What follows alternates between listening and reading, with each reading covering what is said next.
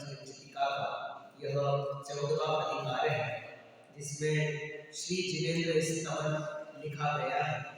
प्राकृत भाषा है, हिंदी अनुवाद हमारे पास उपलब्ध है और उसके आधार पर हमारी चर्चा चल रही है।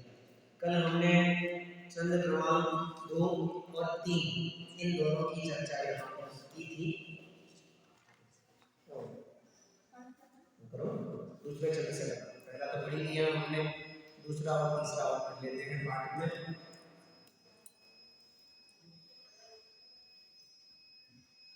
प्रभु आपके दर्शन से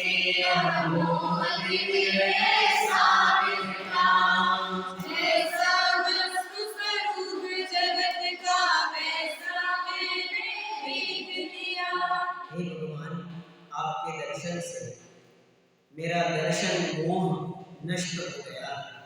जैसा वस्तु स्वरूप है वैसा मेरे ज्ञान में आज आ गया। तीसरे छंद में आगे बढ़ के कहा, प्रभु आपके दर्शन से मन में परमानंद भरा, मानो मुझे आज ही है मुक्ति पद साक्षात मिला। हे प्रभु, मुझे आपके दर्शन से परम आनंद की प्राप्ति हुई है। ऐसा लगता है कि मुझे मानो साक्षात मोक्ष ही मिल रहा है। आगे चलते हैं, अब अपन चर्चा को बढ़ाते हैं।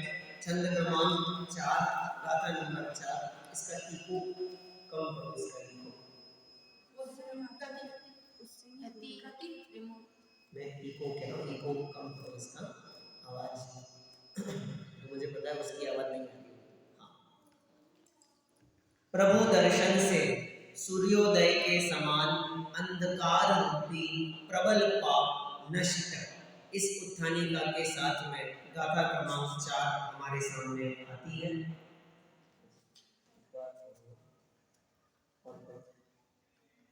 पास नहीं करो, पास दिख रहा है सबको, पढ़ने में आ जाएगा। इसको नहीं पढ़ने में आ रहा बता दो एक बार, फिर उसकी आगे चेक करवाएंगे। देखे तो मन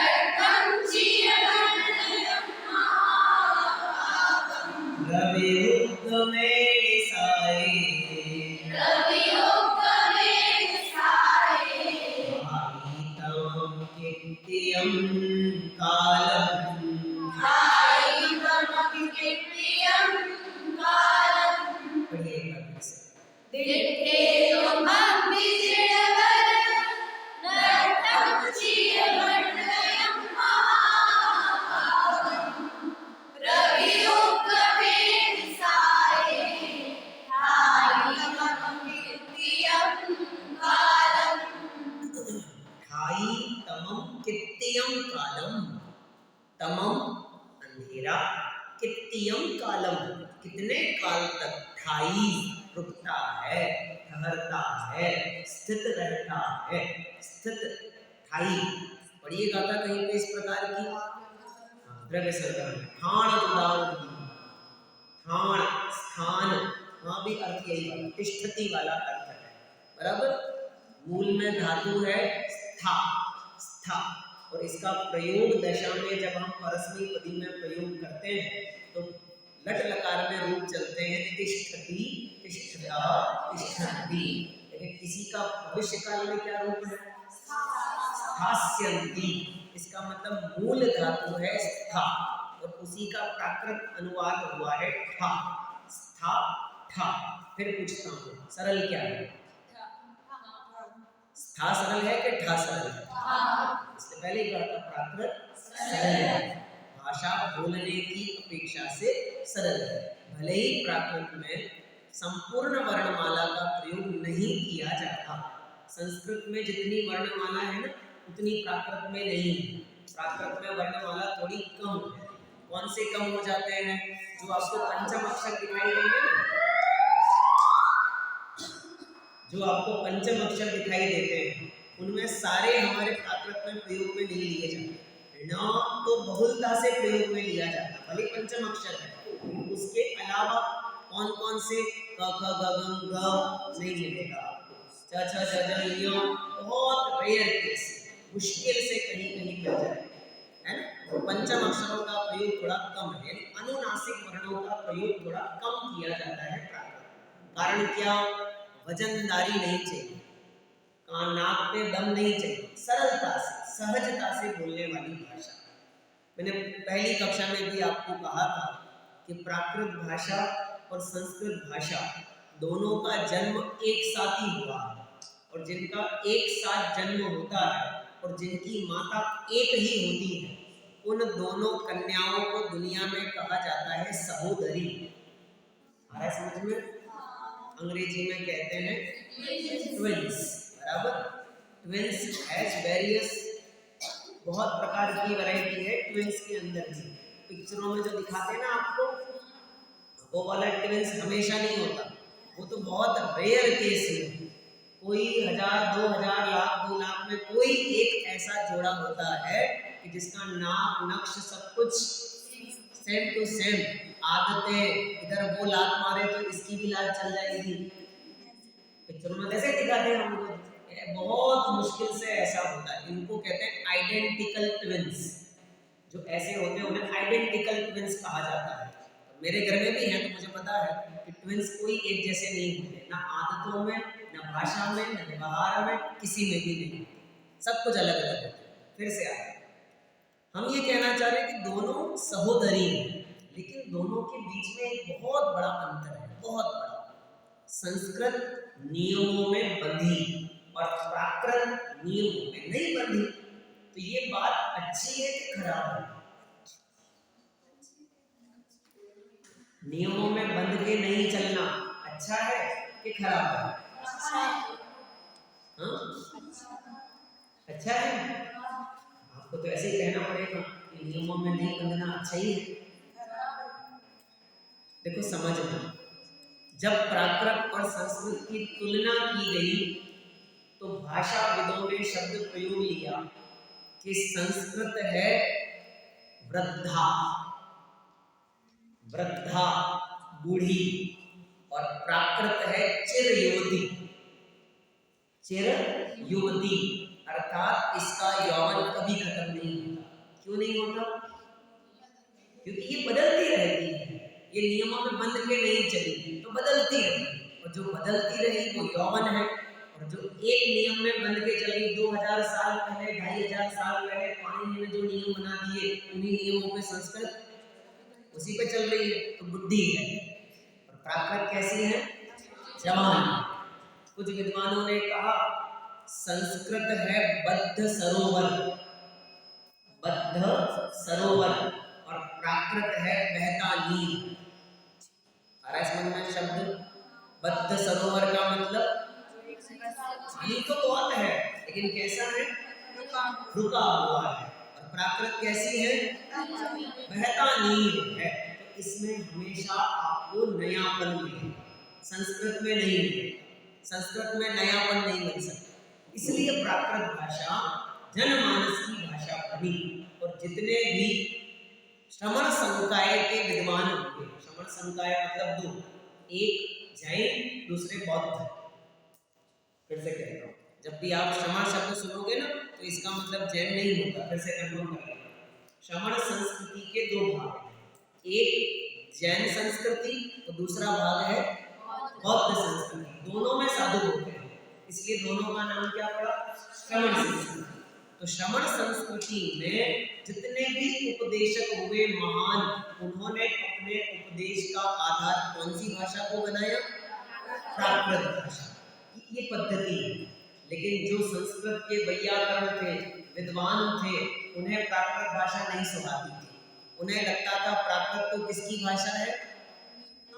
गंवारों की भाषा, अनपढ़ों की भाषा। मृच्छकटिकम नाम का एक ग्रंथ है, सुना है नाम आपने? जरूर सुना ही होगा।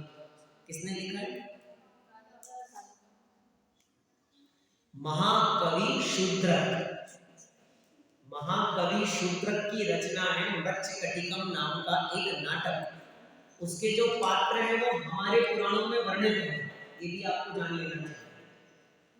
हमारे पुराणों में वो कथा वर्णित है जिसकी कहानी को वहां बता रहे हैं।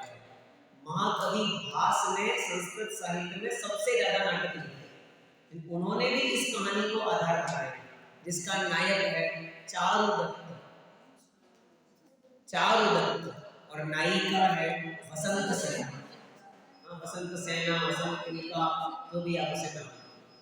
तो वो उस मृच्छकटिकम नाटक को मैं इसलिए याद कर रहा हूँ कि उस नाटक में जबरदस्त विषय आया, प्रसंग, कि जब भी राजा, मंत्री, सेनापति, पुरोहित, ब्राह्मण ये जब बात करते हैं आपस में तो संस्कृत में करते हैं, बराबर।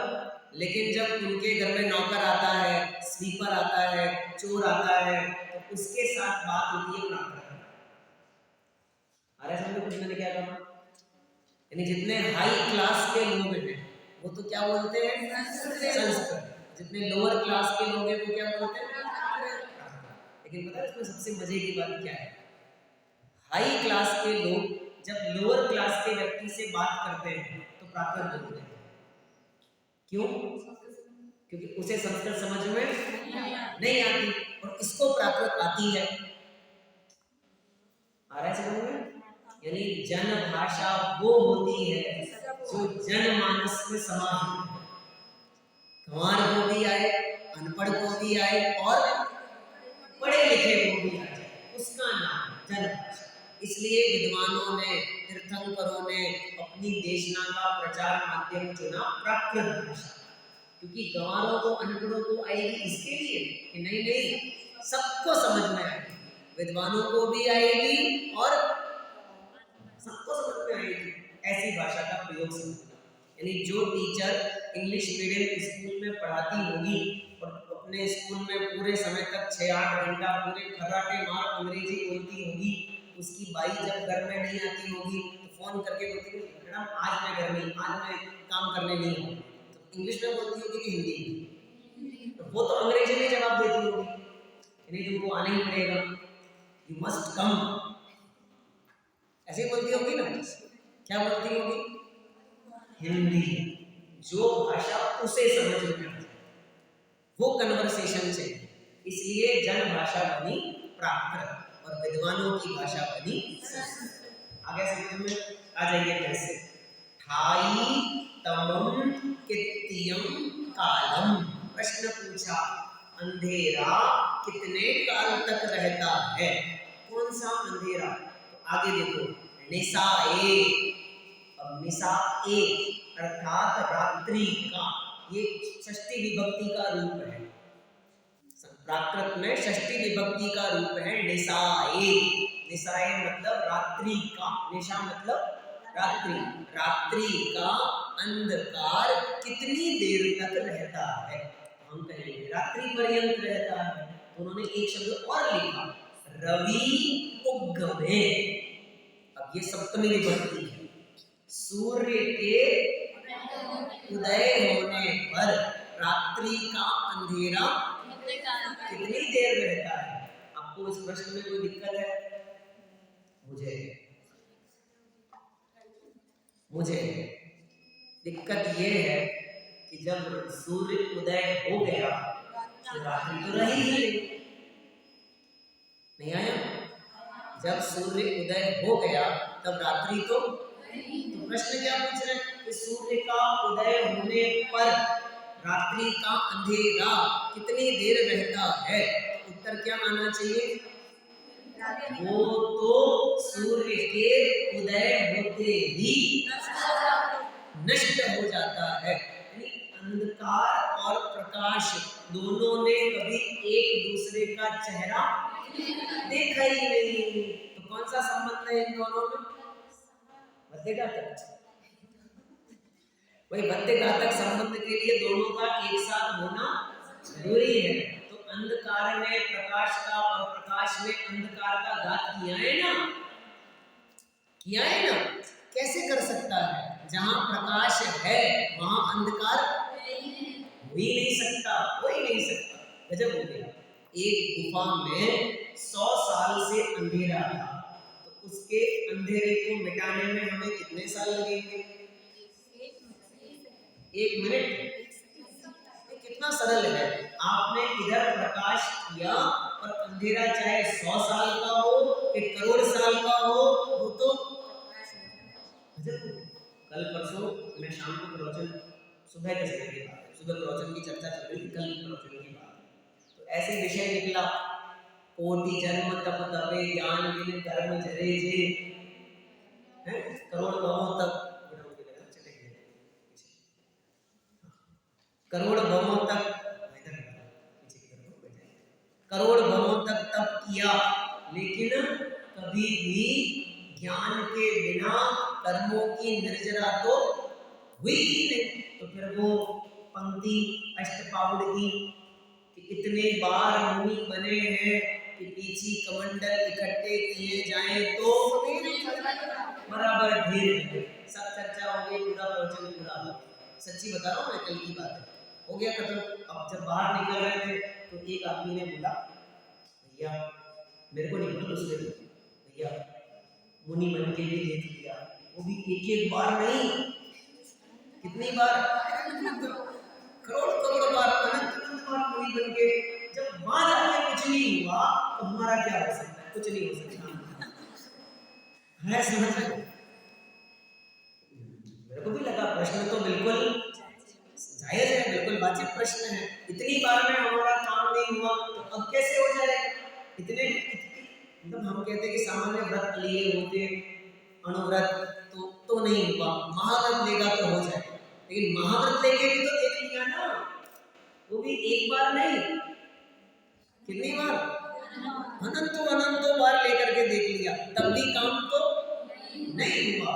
इसका मतलब ये काम होगा ही नहीं, ऐसा लगता है, ऐसा लगता है। लेकिन फिर ये लाइन याद करना, सम्यक ज्ञान की ज्योति जले तो अंधकार को मिटने में देर नहीं लगती, चाहे वह अंधकार अनादि का क्यों ना हो, चाहे वह अज्ञान अनंत काल का क्यों ना हो, उसे मिटने में देर नहीं लगती। तो ऐसा नहीं समझना कि अभी तो टाइम लगेगा, करोड़ भव और बिताने पड़ेंगे, क्योंकि कहानी बहुत लंबे समय से चल रही है हमारी, तो इस कहानी को एंड करने में भी टाइम तो बहुत लगेगा। कि नहीं नहीं नहीं नहीं, भरत ने आदिनाथ से भी बढ़ के काम किया। भरत चक्रवर्ती, आदिनाथ ने तो अपनी आयु पूरी होने के 1 लाख पूर्व वर्ष पहले दीक्षा ली। भरत ने तो उतना टाइम भी नहीं लगाया, वो तो और लेट गए दीक्षा लेने के लिए, और लेट, लेकिन काम उन्होंने और जल्दी कर लिया। आदिनाथ को जो काम करने में लगभग 13 महीने लगे, वह कार्य चक्रवर्ती भरत ने मुनि दीक्षा लेने के मुहूर्त में कर लिया। तो इसका मतलब काम कितनी देर का है? 1 साल का, 1 साल का है, 13 महीने का लगा, आदिनाथ को भी लगा 1000 साल ऊपर लगे केवल ज्ञान प्राप्त करने में, और इधर बाहुबली को 1 साल लगा, तो भरत को काम कितनी देर का? काम कितनी देर का है? अंतर्मुहूर्त का है, 1 साल का है कि 1000 साल का है? अपनी अपनी योग्यता प्रमाण बस ये कर रहे हैं। हमने जैसे ये समझा कि योग्यता प्रमाण होगा, तो इसका मतलब हम ढीलापन कर रहे हैं। यहाँ आचार्य प्रवचन सार को पढ़े ना कभी आप, 80 से 86 नंबर गाथा के बीच का प्रसंग, तो वहाँ आचार्य देव ने शब्द दिया हमाचंद्र देव ने, मोह को नाश करने के लिए कमर कस के तैयार करा। क्या कर क्या कर? कमर कस के। कमर कस के का मतलब, कमर कस के का मतलब समझना है? कमर कस के का मतलब बिल्कुल रेडी। अच्छा, एक प्रश्न, क्रिकेट देखते हो आप लोग? खेलते हुए देखते हो सब लोगों को? ये तो क्या कहते हैं, जो वहाँ होता है मैदान पे, तो 11 लोग फील्डिंग करते हैं, बराबर? खेलने वाले 2 लोग हैं, 2 में से भी एक ही है, बराबर? बॉल कितनी होती है? एक। तो एक बॉल फेंकता है, उसके समेत 11 लोग उसको पकड़ने के लिए तैयार हैं। तो बॉल सभी दिशाओं में जाएगी, किसी एक दिशा में जाएगी? एक दिशा। तो तैयार कितने लोग हैं? 11। क्या बात है? ये क्या बात है? सभी दिशाओं में जाएगी, ये होता तो सब दिशाओं के खेलने बिल्कुल रेडी रहते, लेकिन बॉल जानी कितनी दिशा में है? एक जने को तैयार रहना चाहिए ना, एक जने को तैयार रहना चाहिए। कि ये पता नहीं है ना कि बॉल कहाँ जाएगी, किसका गौरव कब जग जाएगा पता नहीं है। याद करो, बड़े प्रसाद की रचना में पंक्ति आई है, जो घड़ी हाथ में बंधी हुई वह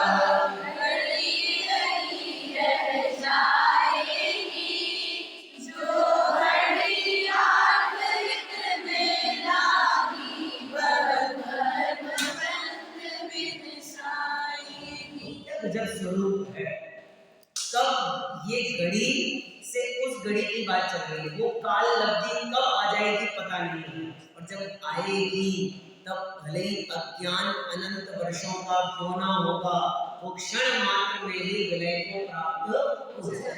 उस बात को आचार्य ने एक लाइन में समझा, और ऊपर एक शब्द लिखा, नट्ठम चियमन्नयम महापावम।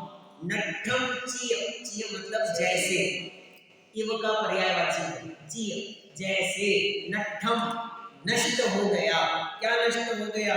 महापावम मन्नयम, मैं ऐसा मानता हूँ कि मेरे महापाप भी क्या हो गए? नष्ट हो गए।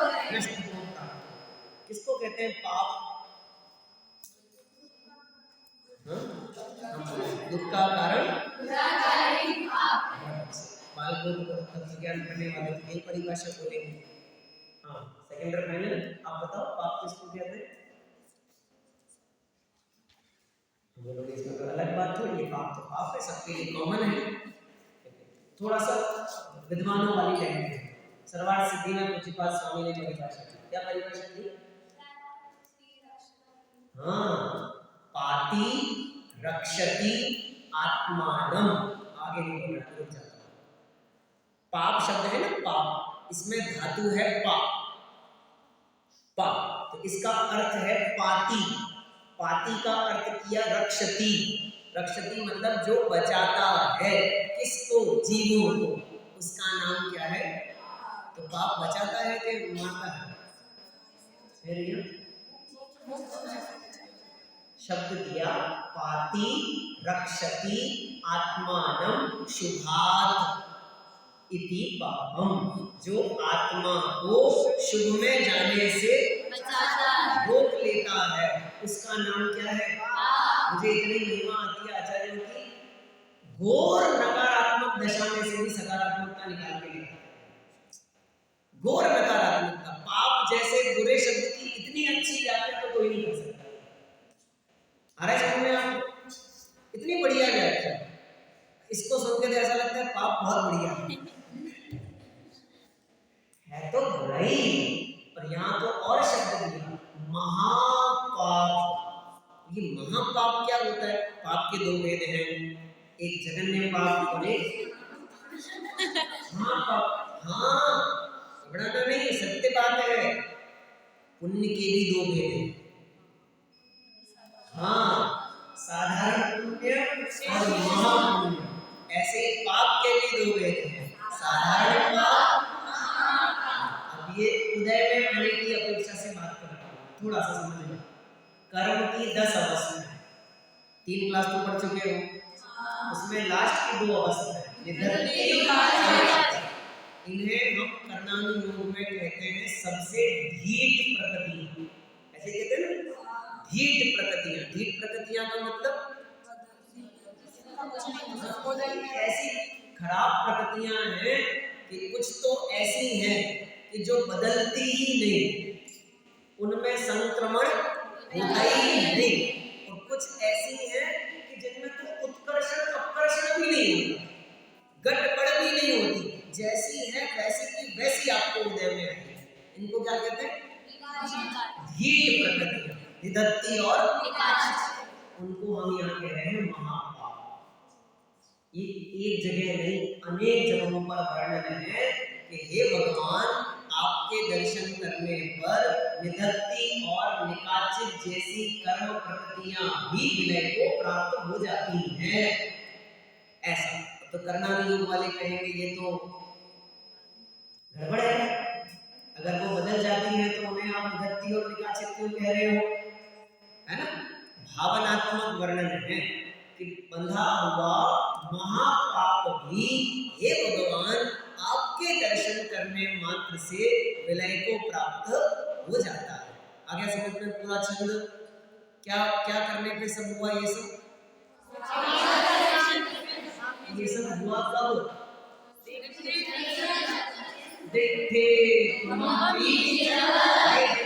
जब आपको ऐसा लगा सारे मेरे महापाप विलय को प्राप्त हो गए हैं।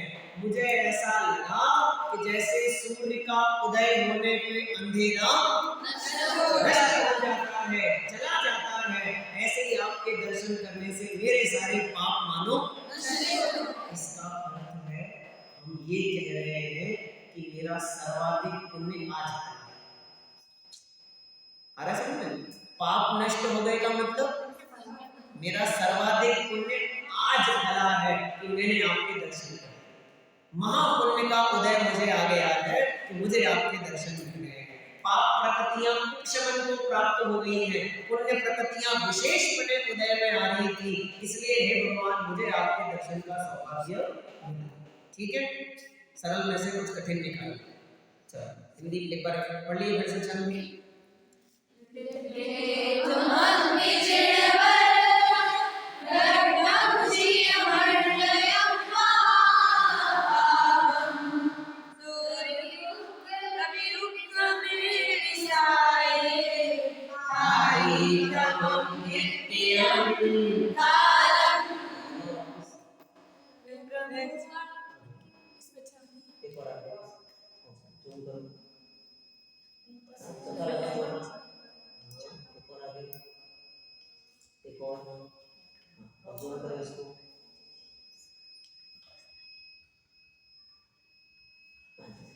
प्रभु आपके दर्शन से नष्ट हो गए सारे पाप, सूर्योदय होने पर निशिता रहे अंधेरा कितने काल। अब ये तो कहा कि पुण्य का उदय आया, अब अगले चरण में कहते हैं मुझे पुण्य का बंध हो गया। जिन्हें उत्कृष्ट पुण्य बंधता है उसका भी मुख्य कारण उन्होंने किसको कहा, जिनेंद्र दर्शन। हे भगवान प्रभु दर्शन से ही तीर्थंकरादि उत्तम पुण्य समूह की प्राप्ति, ऐसा करके ये पंचम छंद आता।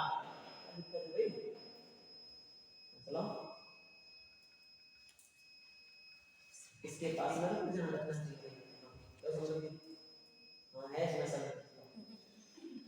इसलिए तो यहाँ बैठे हैं, उधर बैठते हैं। हाँ जो भी आपने बताया कि अष्टपावड़ में ये लिखा है इतनी बार लिखा हुआ उसको मुझे ख्याल में है पर वो कहाँ लिखा है ढूंढना पड़ेगा, मतलब याद करना पड़ेगा प्रॉपर कौन सी बात है टीका में आया है। भाव भाव तो अभी तो पर्टिकुलर पे आ गया, अष्टपावड़ में से भी भाव उसमें से पर्टिकुलर निकाल चले आगे। गाथा नंबर 5 पढ़ते हैं गाथा। देखते तुम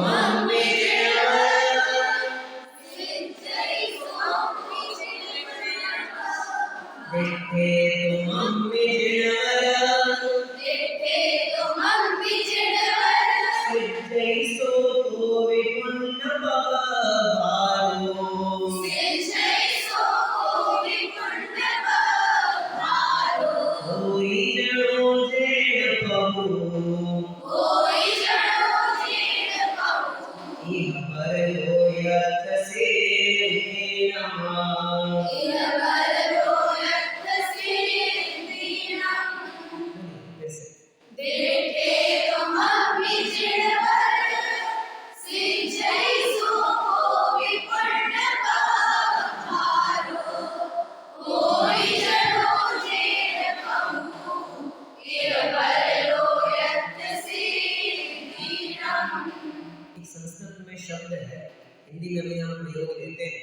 प्रभु, है ना।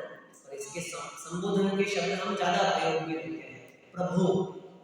इसी का एक सिमिलर शब्द है विभु, उसके भी हम प्रयोग लेते हैं विभो, बराबर। संस्कृत में बहुत सिंपल किया, पहु, क्या लिखा है, पहु। पहु मतलब प्रभु, पहु। हे पहु दिट्ठे तुमम निजन भर, आपको देखने पर, हे जिनेंद्र भगवान आपको देखने पर, सिज्जयी सो कोवी पुण्य पपभारो, सिज्जयी, सरल करिए, सिद्धयति, सिद्धयति, संस्कृत में डायरेक्ट लिखा सिद्धयति, अरे संस्कृत में सिद्धयति, सिद्धयति नहीं होता, सिद्धयति ऐसा शब्द होना चाहिए। अब इसका अर्थ समझना थोड़ा सा सरल भाषा में कहूँ तो सीजना, सीजना जानते क्या होता है, पकना, पुण्य पक गया है, ऐसा अर्थ करना। सिज्जयी सो कोवी पुण्य पपभारो, पपभारो, पपभारो मतलब उत्कृष्ट, उत्कृष्ट पुण्य, प्रागभार पुण्य। सुना है ये शब्द, ये कौन सी पृथ्वी है, ईशत प्रागभार, अरे कौन सी है, कहाँ है ये बताओ।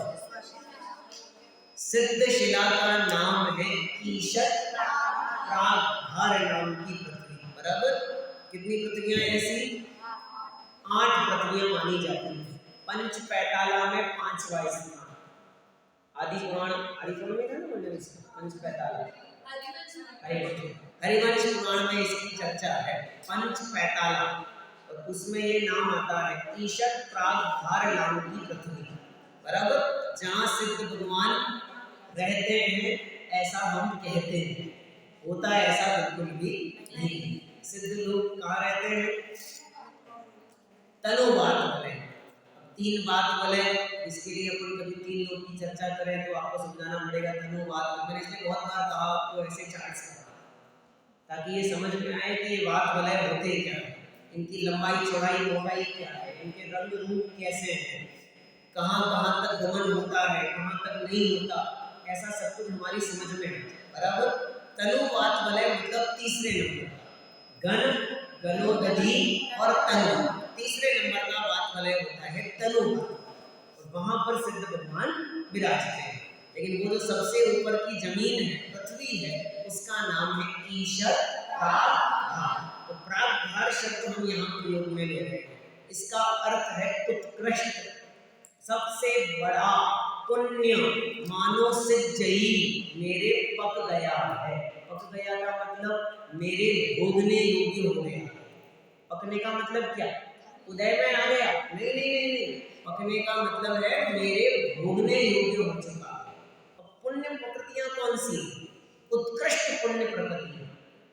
शलाका पुरुष की चर्चा में भी मैंने आपको कही थी ये बात, सेकंड ईयर फाइनल में जब जैन तत्व विद्या अपन पढ़ रहे थे, तब भी मैंने एक बात कही थी कि शलाका पुरुषों को कई बार शास्त्रों में पुराण पुरुष अथवा पुण्य पुरुष कहते बुलाया गया है, बराबर है। तो पुण्य पुरुष क्यों कहते हैं,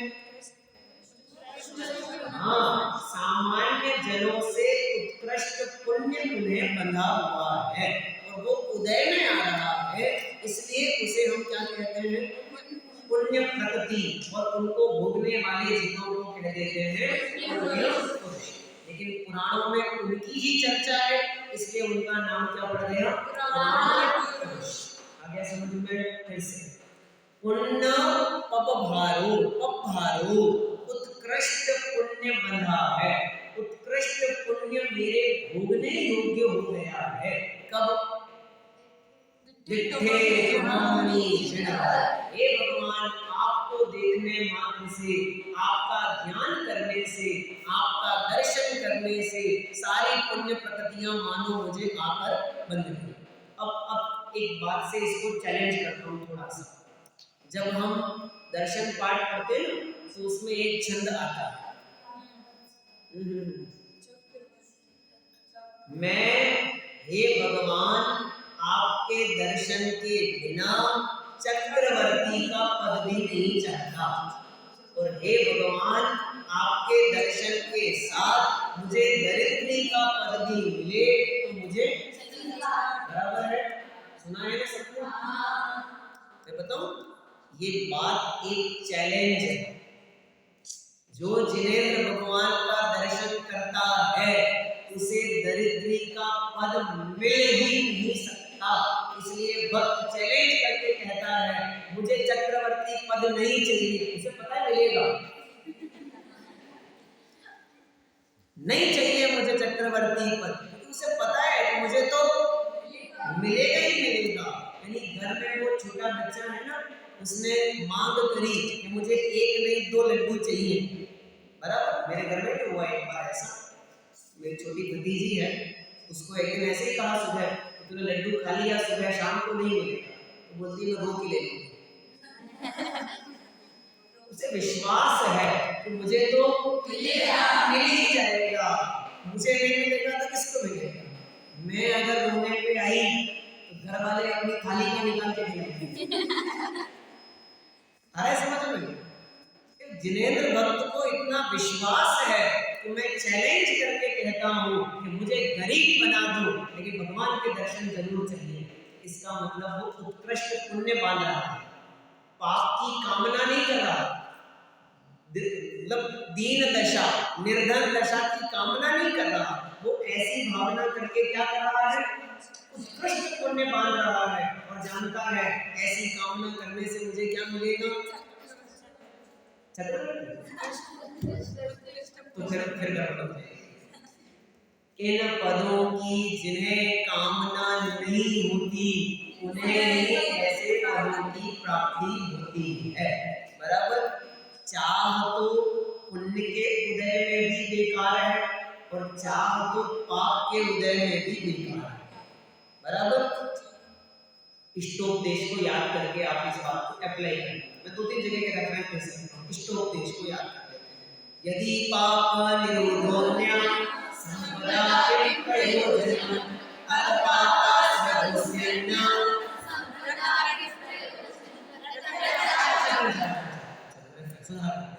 पूज्यपाद स्वामी ने समझ मिलते जुलते हैं ना दोनों, क्योंकि दोनों भक्ति साहित्य में बहुत अच्छे काम करते हैं। फिर से आए, क्या कहना चाह रहे हैं आचार्य उनको? वो कह रहे हैं फायदा ही क्या है तुम्हारी कामना करने से। यदि पाप बांध रहे हो, पाप का आश्रय हो रहा है तो संपदा क्या काम है। और यदि पुण्य उत्कृष्ट पुण्य तुम्हें आ रहा है तो इकट्ठा करके भी क्या कर लोगे, तुम तो खर्चोगे तो और मिलेगा, तुम खर्च करते जाओगे तो तुम संभाल नहीं पाओगे कितनी प्राप्ति होगी। क्या उत्कृष्ट स्वरूप है, जिन्हें किसी पद की कामना नहीं होती। हमारे मुख्यमंत्री भजनलाल शर्मा जैसे है ना, जानते हैं क्या मैंने क्या कहा अभी? सुनना है आपको मैंने क्या कहा? नहीं आया जिनको पता है वो समझ में आ गया। हमारे मुख्यमंत्री जो है ना अभी सीएम भजनलाल शर्मा, राजस्थान, आपके एमपी के भी ऐसे ही ना, जिन्होंने सोचा भी नहीं था कि हमें मिल जाएगा, हमें मिल जाएगा, लेकिन उन्हें मिल गया। और जो प्लानिंग करके बैठे थे, हैं, ये नाम घोषणा होगी, जयकारे लगेंगे, माला पहनाएंगे, ये होगा वो होगा, पोस्टर तैयार हो गए होंगे, बैनर तैयार हो गए होंगे, चौराहे पे लगाने हैं, अखबार पे देना है, बधाइयां बधाइयां बधाइयां, सब एक झटके में स्वाहा।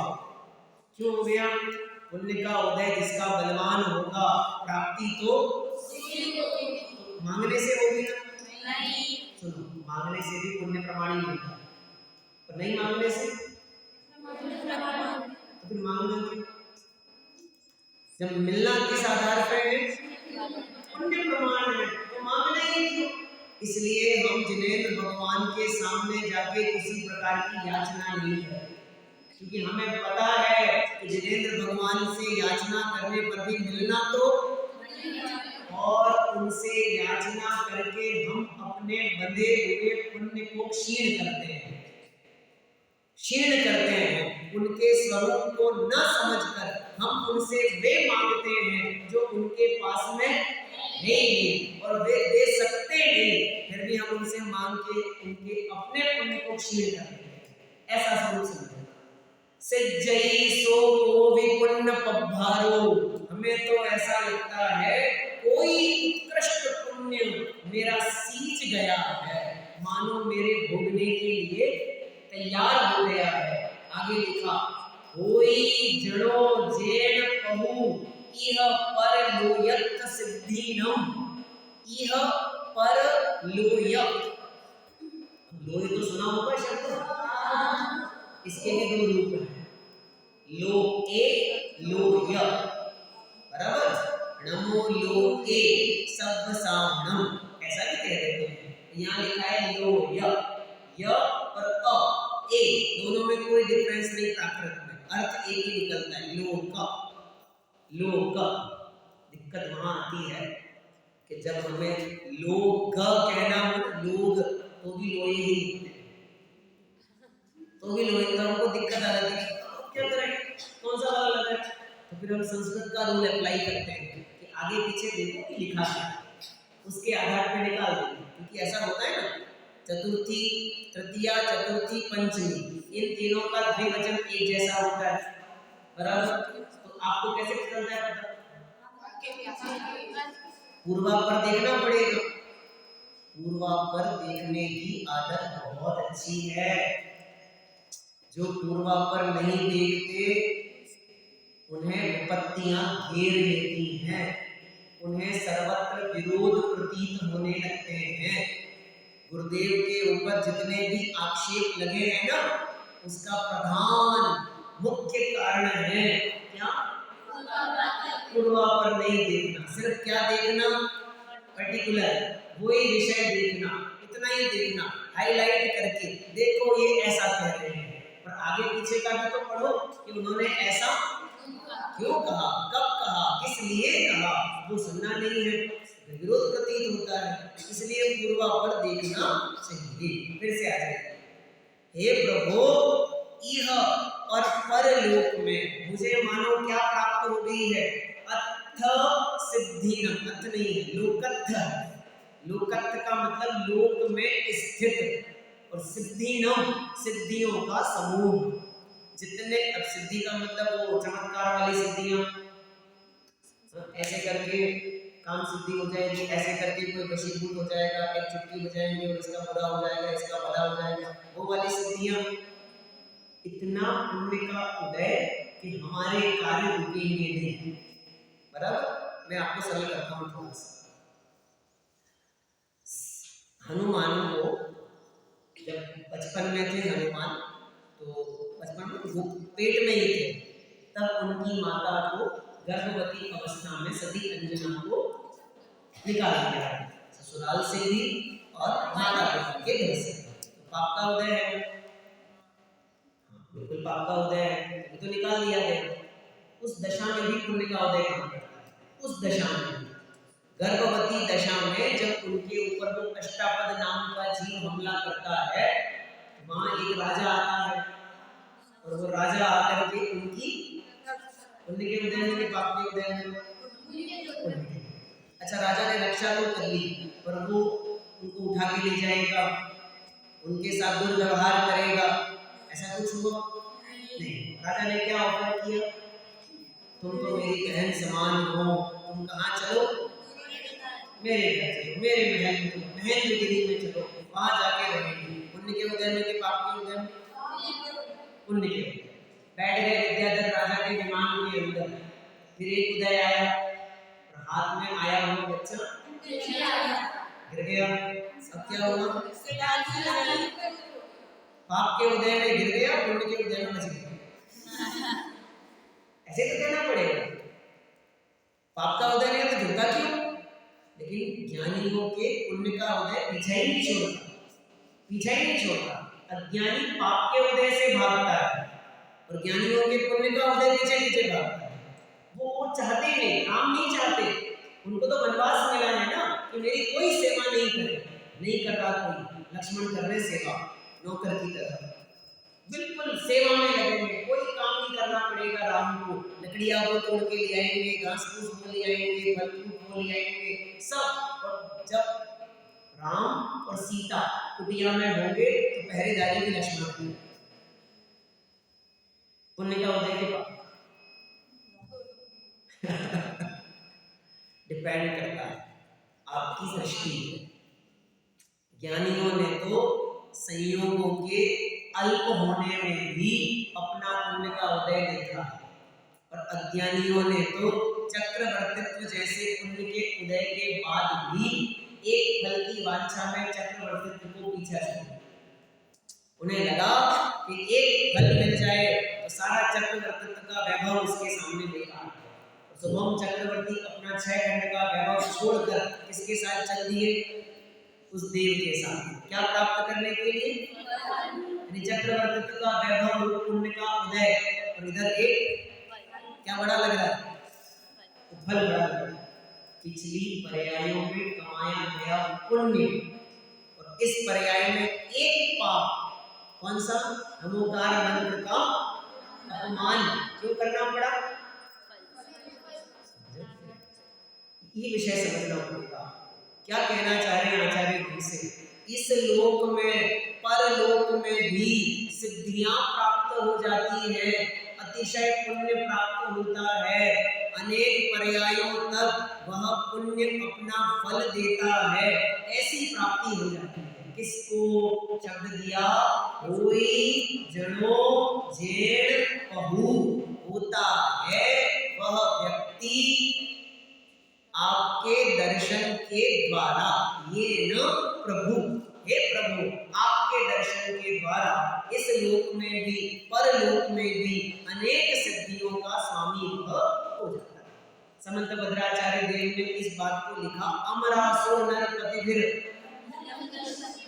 सारे ऊंचे ऊंचे पदों की गिनती करा दी और फिर कहा ये पद किसके लिए आरक्षित है? वीआईपी कोटा है। वीआईपी कोटा लिखा है इन सब के ऊपर। किसको मिलेंगे? केवल सम्यक दृष्टियों को। मिथ्या दृष्टि कहाँ जाएंगे? भोग भूमि का वर्णन पढ़ा था ना हमने। मिथ्या दृष्टि भोग भूमिया जीव मरे तो क्या बने? देव। कौन सी प्रजाति का? भवनत्रिक। और सम्यक दृष्टि भोग भूमिया जीव मरे तो स्वधर्म स्वर्ग। मिथ्या दृष्टि मनुष्य मरे और देव पर्याय बांधे तो भवनत्रिक, और सम्यक दृष्टि मनुष्य मरे देव पर्याय बांधे तो 16 स्वर्गों की प्राप्ति। क्या गजब है! क्या कहना चाह रहे हैं? सम्यक दर्शन का ऐसा अद्भुत प्रभाव है कि उसके होने पर, देखो समझना, बहुत खतरनाक बात है। वैसे तो सम्यक दर्शन शुद्ध भाव है, बंध का कारण नहीं है, लेकिन उसके होने पर इस जाति के शुभ भाव होते हैं कि अपने आप पुण्य प्रकृतियां बन जाती हैं। सम्यक दर्शन से नहीं। यदि सम्यक दर्शन को बंध का कारण कहोगे तो मुक्ति का कारण किसे कहोगे? सम्यक दर्शन से बंधता है? सम्यक दर्शन के साथ चलने वाले शुभ भाव। सम्यक दर्शन होने पे मोक्ष नहीं होता, मोक्ष मार्ग हो जाता है, प्रारंभ हो जाता है। और जितने अंशों तक चारित्र की पूर्णता नहीं होगी उतने अंशों तक शुभ भाव बढ़तेगा, और जब तक शुभ भाव बढ़तेगा तब तक पुण्य प्रकृतियों का बंध तो उस जीव को होगा ही होगा। अंतिम बात कहता हूं, आप सब लोगों ने पिछली पर्यायों में भले ही सम्यक की उपलब्धि नहीं करी, इसकी तो मेरी गारंटी है, अगर सम्यक को उपलब्ध कर दिया होता और मनुष्य भी बनते तो स्त्री तो नहीं बनते। इतना की है, पिछली पर्यायों में सम्यक तो प्राप्त करने लायक योग्यता नहीं थी, कुछ कमी रह गई होगी, लेकिन मेहनत हमने पूरी करी। तो नंबर तो नहीं लगा लेकिन सांत्वना पुरस्कार मिला। सांत्वना पुरस्कार करने वाले का मतलब है ट्राई अगेन, आपको एक मौका और दिया जा रहा है। आप फिर से कोशिश करें। ये जो आपको मौका मिला है ना, लाखों करोड़ों स्त्रियों में से, बालिकाओं में से कुछ को पढ़ने का, कुछ लड़कों को पढ़ने का, ये मौका आपको पुण्य के उदय में मिला कि पाप के उदय में? कठिन है, मुझे पता है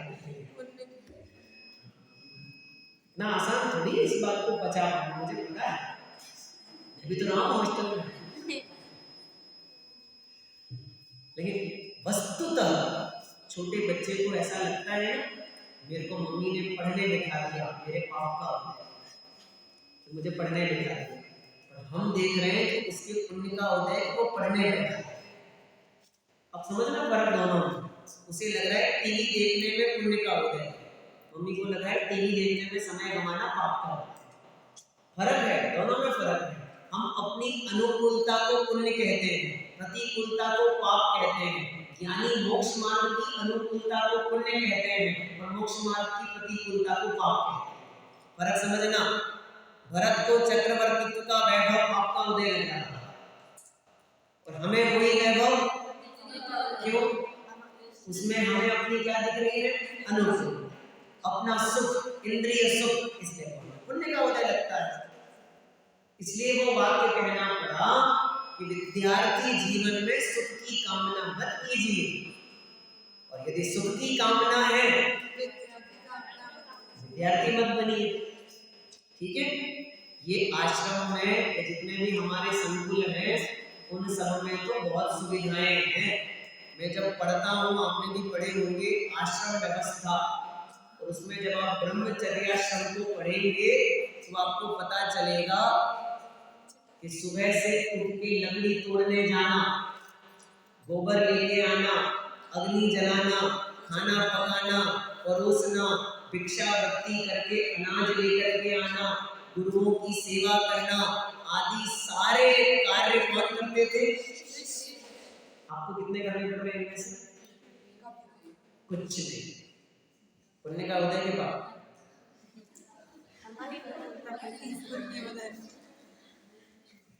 फिर समझना, हम अनुकूलता में पुण्य समझ रहे हैं, अनुकूलता में। लेकिन अगर प्रतिकूलता मिल के भी हमारा भला होता हो तो वो प्रतिकूलता भी पाप का उदय नहीं है, हमारे लिए पुण्य का उदय है। पुण्य का, आप कभी YouTube आदि पे सर्च करेंगे तो पता चलेगा कि चाइना में, जापान में 3-3, 4-4 साल के बच्चे जूडो कराटे सीखने लग जाते हैं। 3-3, 4-4 साल के बच्चे, और वो भी ऐसा नहीं कि बिल्कुल उनको सिंपल स्टेप सिखाए जाते होंगे। तुम ऐसा जोर से मत करो, धीरे से करो, लग जाएगी जोर से। नहीं, पूरे शरीर में तनाव, पाँव खींचना, हाथ खींचना, सारी मेहनत कराई जाती है बचपन से ही। तो उस काल में उसे लगता है मैं कहाँ बता, प्रतिकूलता पाप का उदय। लेकिन वही मेहनत जब उसकी बाद में शरीर की बनावट, ढांचे आदि में स्ट्रॉन्गनेस लेके आती है, तब लगता है कि नहीं, वास्तव में उस समय जो कर लिया सो कर लिया। फिर बड़े होकर थोड़ी कर पाते, तो उस टाइम मेहनत हो गई जो हो गई। गोल्डन एज है आपकी, golden era of your life. अभी जो कमा लोगे वो कमाई जीवन भर कमाएगी। इसके बाद कितनी भी मेहनत करोगे और जो कमाओगे वो या तो अकाउंट में रहेगा या खर्चे में जाएगा, इससे ज्यादा कुछ नहीं। अभी जो कमा रहे हो वो कमाई आपकी जीवन भर कमाएगी। समझ में आ रहा है कुछ? इसको पुण्य का उदय समझो।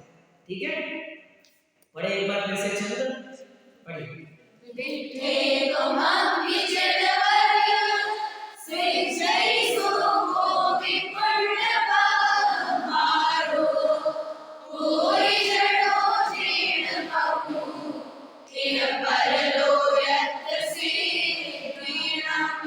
प्रभु आपके दर्शन से बढ़ता उत्तम पुण्य समूह, जिससे भविष्य पा लेते हैं उभय लोक का सिद्धि समूह। उभय लोक, उभय मतलब हे भगवान, आपके दर्शन करने पर मुझे ऐसा लगा कि जैसे मुझे उत्कृष्ट पुण्य बन गया हुए, मुझे ऐसा लगा कि मुझे दोनों लोकों में सिद्धियों का समूह प्राप्त हो गया हुए। ऐसी चर्चा आचार्य ब्रह्मदंडी देव ने यहाँ पर करी। आगे की चर्चा अपन ओम नमः शिवाय।